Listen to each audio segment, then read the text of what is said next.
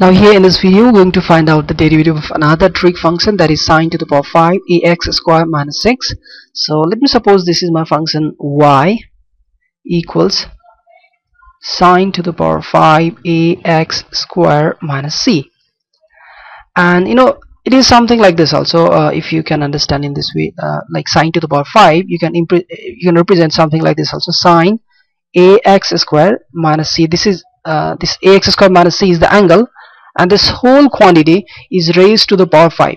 I'm writing this just to make you understood, right? Just generally we represent it this way, but it is something like this. Means this whole quantity has been raised to the power 5, because students get confused that just the sine is raised to the power 5 and this ax square minus c is now the angle. Sometimes they feel like that, so I just write this to show you the difference what it is. All right, so it's same thing.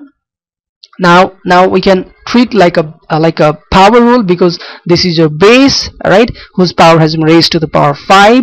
So simply we're like in power rule we used to do like derivative of x to the power n with respect to x is n times x to the power n minus 1. So the same formula I'm going to apply here, right? So differentiating both sides with respect to x, we'll get derivative of, all right, sine 5 ax square minus c, all right, with respect to dx.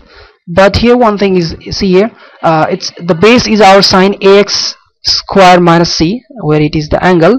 So we have to differentiate this quantity with the same thing, but here it is x, it's not going to match, so we have to work here.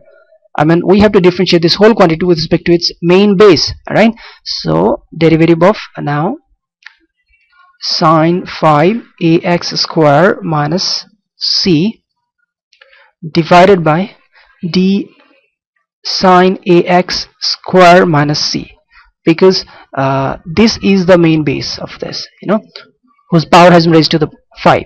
Now since this part I have written from my side, so I need to put it here also.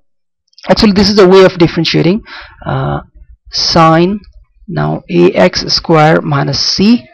Alright, so now again I have to differentiate this sine ax square minus c. I can't simply write here dx. If I'm writing a dx again, next time I need to like differentiate one by one, so I'm just doing in one step, right? I don't want to elaborate it in one time. I'm writing this all. So now again I have told you that whenever the sine, cos, tan, or anything like cosec, sec, these are just the power. If they have the power highest power 1, in those cases you have to differentiate those functions with respect to its angle. So sine here, sine in the function of this sine, we have the highest power 1 here. So in this case we have to differentiate this sine ax square minus c with respect to the angle of this, like sine theta, sine 45. Similarly here sine ax square minus c, so we have to differentiate with this. So that is why I'm differentiating with respect to its angle, that is ax square minus c. So again this part I have put from my side, so I have to multiply with the same thing, derivative of now again ax square minus c.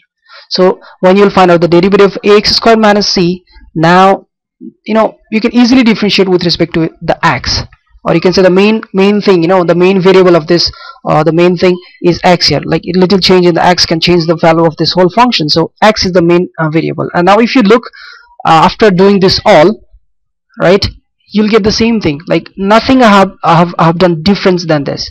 Just I use a little bit trick so that I can easily differentiate this function. But if you sum up, you'll get the same thing, because this quantity and this quantity will cancel up, this quantity and this quantity will cancel up, and you'll get same d this part over the dx where it is. So nothing I have changed, but now by doing so I got very easiness on finding out the derivative. Can easily apply here power rule. See, derivative of x to the power n with respect to x, so derivative of whatever the base to the power 5 with respect to its base is power times the base ax square minus c.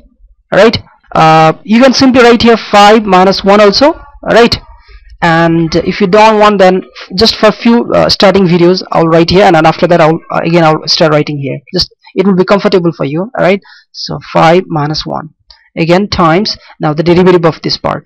So this one we don't write generally, so derivative of sine theta. What is the derivative of sine theta with respect to its angle theta? It's cos theta, right? So see, we have already learned like derivative of the sine angle with respect to its angle is cos angle. So here also derivative of sine angle with respect to its angle is cos angle. Cos and angle is our ax square minus c. Alright, and then times now derivative of ax square minus c. So a is a constant quantity, it will come outside, and now derivative of x square. Derivative of x square with respect to x, use the power rule, it will be 2 times x to the power 2 minus 1, that is actually 2x. Alright, so I'm just going to write here 2x minus derivative of a constant, that is 0. Alright, so let me simplify it in a proper way. So I'll get here 5 times this a into 2ax. Alright, so you get 2ax times cos ax square minus c, and then times this whole quantity, that is sine, and 5 minus 1, that is 4. Alright, so I'm writing here 4 now, ax square minus c. Right, you can write like the whole bracket and then 4 also.